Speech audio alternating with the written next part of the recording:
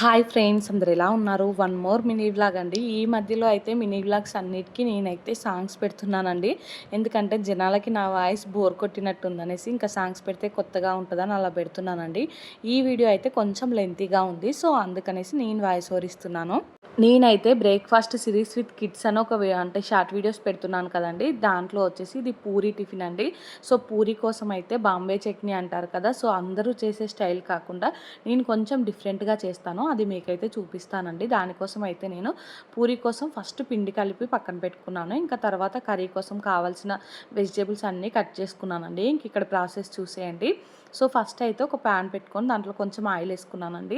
Oil వేడైన తర్వాత అయితే ఆవాలు జీలకర్ర వేసుకున్నాను. అవి చిటపటలాడాకైతే కట్ చేసుకున్న ఆనియన్ పచ్చిమిర్చి వేసుకున్నాను. ఈ లోపు అయితే పూరీ చేసుకోవడానికి అయితే గోధుమ పిండిని చిన్న చిన్న బాల్స్గా కట్ చేసుకున్నాను. సారీ అండి, ఇక్కడ చిన్న క్లిప్పింగ్ మిస్ అయింది.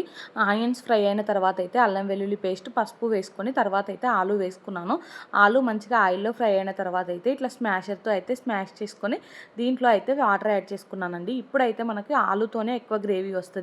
అందరూ శనగపిండి ఎక్కువ వేస్తారు కదా, నేనైతే శనగపిండి తక్కువ వేసి ఆలు గ్రేవీ ఎక్కువ చేస్తానండి. ఇంక ఇక్కడ చూసారు కదా, వాటర్ వేసుకొని కొంచెం మరుగుతూ ఉన్నప్పుడు అయితే లైట్గా శనగపిండిలో వాటర్ వేసుకొని కలుపుకున్నానండి.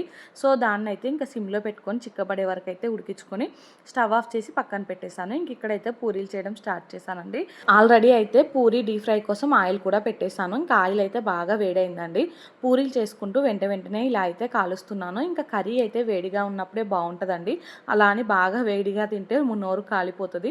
సో గోరువెచ్చగా ఉన్నప్పుడు అయితే ఇంకా పిల్లలకు పెట్టేశాను. వీడియో నచ్చితే లైక్, షేర్ అండ్ సబ్స్క్రైబ్.